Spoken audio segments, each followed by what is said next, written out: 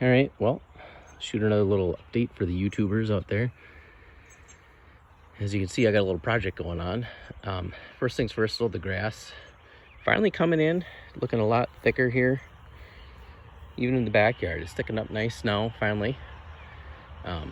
Late April, I think it was like the 28th or something, I threw down some Maxilon 2404 from Runnings. It was looking like it was pretty yellowish, so I think my nitrogen was gone from my winterizer, so I threw that down with a little crabgrass preventer in it, and it darkened up nice. Had a nice domination line on the neighbors, I guess, for a while.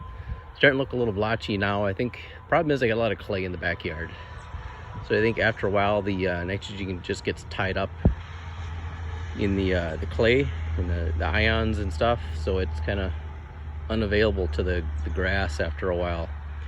It starts looking kind of yellowish and blotchy. Then the big update is the fence. Doing a 4-foot tall privacy style dog ear fence. So 90 feet across from corner post to corner post. So yeah, it's a big project. Rented a tracked post hole digger last weekend, and I had fenced it out. I used strings and batter boards so I could square up my corners, and by the corner of the house. Decided I didn't need to be right up to the house with the post. The panel will go right up to the house, so a gap there is going to get covered by the panel. So there's the batter boards, squared them up. So then I had each and every post hole marked with a stake. I just kind of went along and drilled the holes, and some of them are not exactly where they need to be, so I'm kind of having to fix with a spade and manual post hole digger.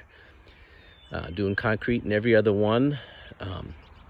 Use the 2x4s there, one going one direction and another one going the other way. Just clamp them to the 4x4 and then plumb it up with the level and measure distance between post to post.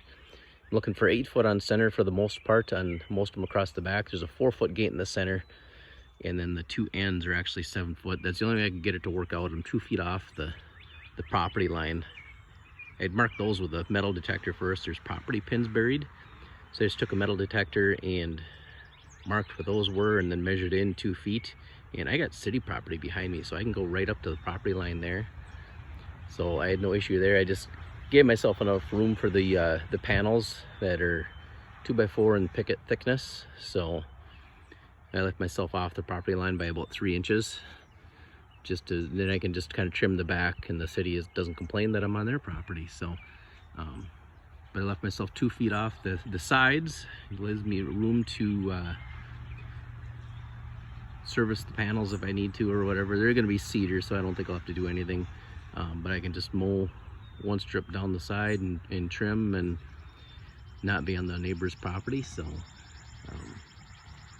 eventually it should look, that's a cedar post on my bird feeding station. I didn't know what I was doing at the time, so I put cedar in. So the fence posts are actually foundation grade. That way you can put them right in dirt, and they should last you darn near 50 years and they not rot. So the other is if you just put ground contact 4x4s in,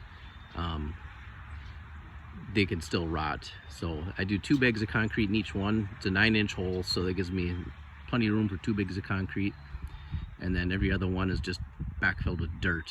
I think that should be solid enough. The corners obviously are concrete, and then I'm going to do concrete in all the gate posts too. So with that, I will see you guys later. Thanks.